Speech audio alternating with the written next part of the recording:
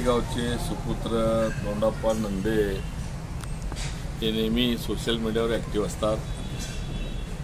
त्यांचं सोशल मीडियावर तालुक्यातल्या असू द्या, जिल्ह्यातल्या असू द्या किंवा राज्यातल्या असू द्या, प्रत्येक चांगल्या प्रश्नावर त्यांचं तिथं सोशल मीडियावर नेहमी ते पोस्ट घालत असतात, लोकांमध्ये जागृती करत असतात।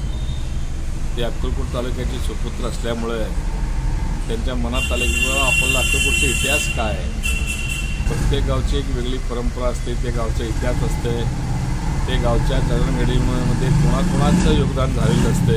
हे सगळं तालुक्यावासीयांना माहीत व्हावं, खास करून नवीन पिढींना माहीत व्हावं, त्या दृष्टिकोनातून त्यांनी दिवाळीनिमित्त गावगाता दिवाळी अंक त्यांनी प्रकाशित केलेलं आहे। ते फार चांगलं आहे आणि त्यांचा हे अगदी स्तुत्याचा उपक्रम आहे। त्या उपक्रमाला मी मनापासून शुभेच्छा देतो।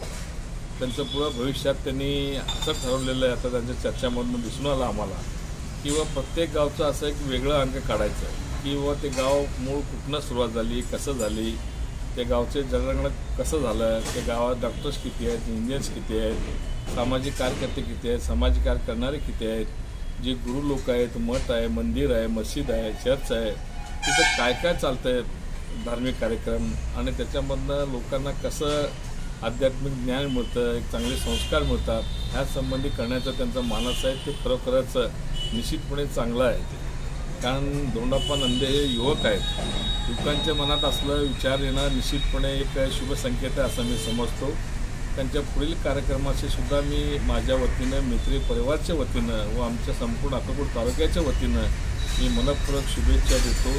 त्यांच्या या कार्यात निश्चितपणे स्वामी समर्थ यश देईल, याच्याबद्दल माझ्या मनात काय शंका नाही। त्यांनी असंच बाबा हे गाववाड्यातलं जे परंपरा आहेत, जुन्या गोष्टी आहेत, ते भविष्यकाळात सुद्धा नवीन पिढीला मार्गदर्शक ठरू शकतात, चांगले ठरू शकतात, त्यांच्या पुढील वाटचालीच सहकार्य करू शकतील असले विचार त्यांनी निश्चितपणे मांडतील, याच्याबद्दल मनात काही शंका नाही। परत एकदा त्यांच्या उपक्रमास मनापासून शुभेच्छा, धन्यवाद।